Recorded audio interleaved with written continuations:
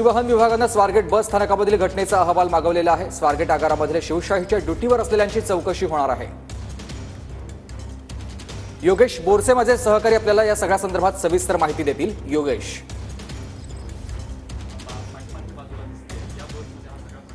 सुमित, स्वारगेट बस स्थानकामध्ये ही संपूर्ण घटना घडलेली आहे आणि आता आपण ज्या ठिकाणी आहोत ते ठिकाण अर्थात या आगाराच्या व्यवस्थापक पल्लवी विराज पाटील यांच्या केबिनमध्ये आहोत आणि यांच्या केबिनमध्ये सीसीटीव्हीचं कंट्रोल रूम आहे। आपण ज्या बसमध्ये ही संपूर्ण घटना घडलेली आहे ती बस आपण या सीसीटीव्ही मध्ये पाहू शकतो।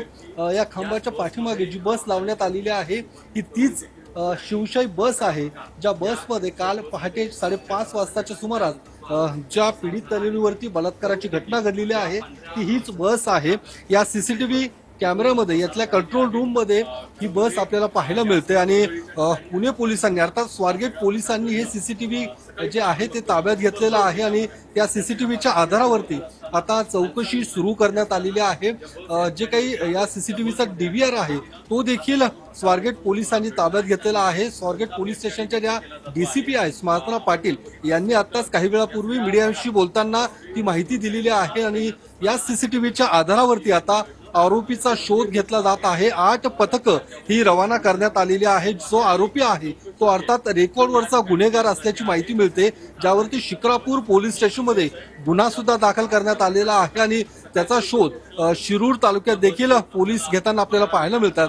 मात्र आपण पाहू शकतो ही जी बस आहे आता देखील त्याच ठिकाणी उभी आहे ज्या ठिकाणी या बसच्या अवतीभोवती बॅरिकेटिंग लावण्यात आलेलं आहे। पोलीस देखील या बसची आता तपासणी करणार आहेत आणि 5:30 वाजता या बसमध्येच त्या पीडित तरुणीला घेऊन आरोपीने त्या तरुणीवरती अत्याचार केलेला आहे आणि आता पोलीस देखील या आरोपीच्या शोधात आहे। जवळपास 8 पथकं डॉग स्क्वॉड देखील या आरोपीच्या शोधासाठी रवाना करण्यात आलेली आहेत आणि ही जी तरुणी आहे ती पुण्याहून फलटणकडे जात होती आणि त्याच वेळी ही घटना घडलेली आहे। फलटणला गेल्यानंतर या संपूर्ण घटनाक्रम तिने तिच्या घरच्यांना सांगितले, त्यानंतर या संपूर्ण प्रकरणाचा उलगडा झालेला आहे आणि या संदर्भात स्वारगेट पोलीस स्टेशनमध्ये गुन्हा देखील दाखल करण्यात आलेला आहे। मात्र या संपूर्ण घटनेसंदर्भात परिवहन खात्यातल्या अर्थात स्वारगेट बस स्थानकातले जे कर्मचारी आहेत ते मात्र अनभिज्ञ असल्याची माहिती मिळते। ज्यावेळी आपण याच आगार व्यवस्थापकाच्या ज्या काही अधिकारी आहेत त्यांच्याशी या संदर्भातली माहिती घेतली असता त्यांना या प्रकरणाची कुठलीही कल्पना नव्हती। त्यामुळे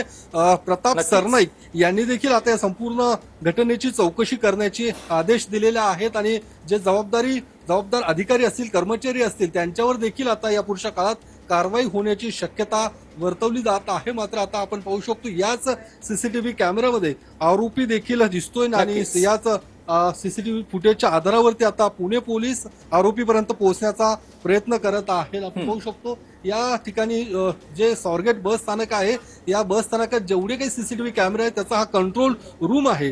याच 5:30च्या सुमारास हा संपूर्ण जो परिसर आहे तो पूर्णपणे गजबजलेला आपल्याला पाहायला मिळतो। प्रवाशांची संख्या देखील मोठी असते, मात्र असं असताना देखील ही प्रवाशांची संख्या मोठी असते। या सगळ्या संदर्भात तुमच्याकडून माहिती घेणार आहे, पण थोडंसं तुम्हाला योगेश थांबवतोय मी।